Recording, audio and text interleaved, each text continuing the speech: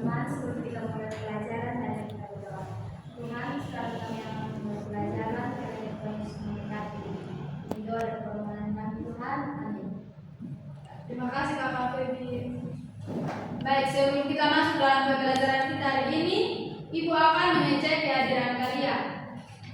Apakah hari ini ada yang tidak masuk? Semua masuk. Oke, baik. Semua rajin ya. Iya, Ibu. Baik, kita langsung masuk pada pembelajaran kita pada hari ini, yaitu mata pelajaran IPS.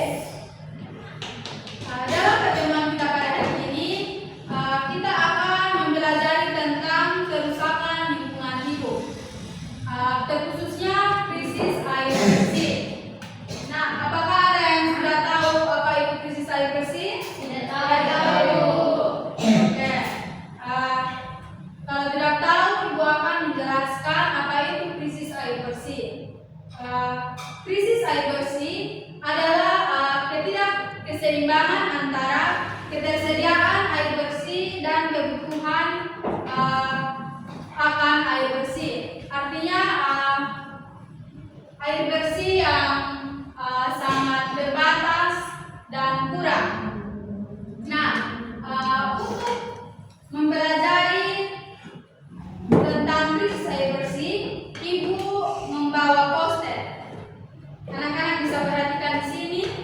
Ini ada poster. Anak-anak bisa perhatikan gambar yang ini menunjukkan apa? Orang buang sampah sembarangan, Ibu. Kalau ini, Buang sampah pada sampah. kalau ini, Air kotor, Ibu. Ada sampah. oke. Ini yang dinamakan kerusakan lingkungan hidup. Nah, bagaimana cara untuk pencegahan krisis air bersih?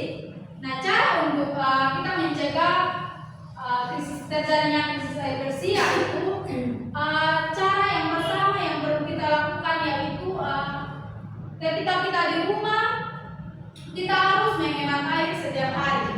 Misalnya saat kita mencuci tangan di rumah atau di sekolah, kita langsung mematikan keran sehingga tidak terjadi pemborosan. Yang berikutnya lagi, kita harus melindungi sumber air. Nah, bagaimana cara untuk melindungi sumber air?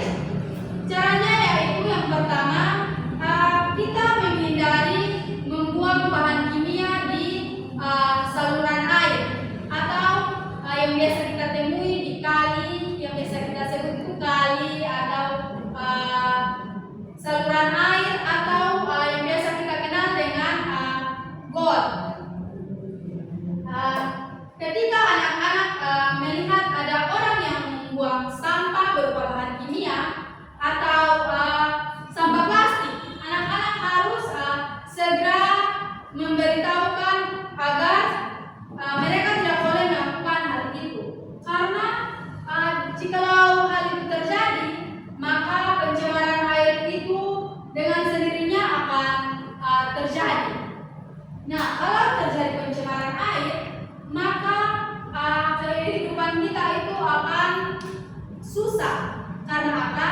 Karena yang kita ketahui, air adalah sumber kehidupan di kehidupan kita.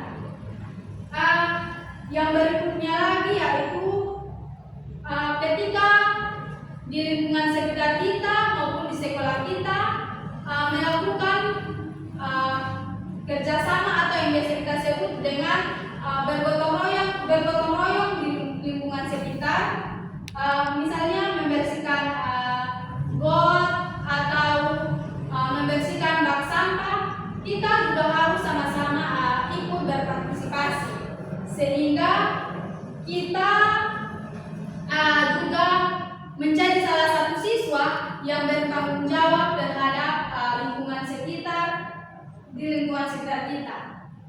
Yang berikutnya itu pengelolaan air berkelanjutan. Pengelolaan air berkelanjutan itu misalnya kita sebagai siswa harus melakukan penanaman pohon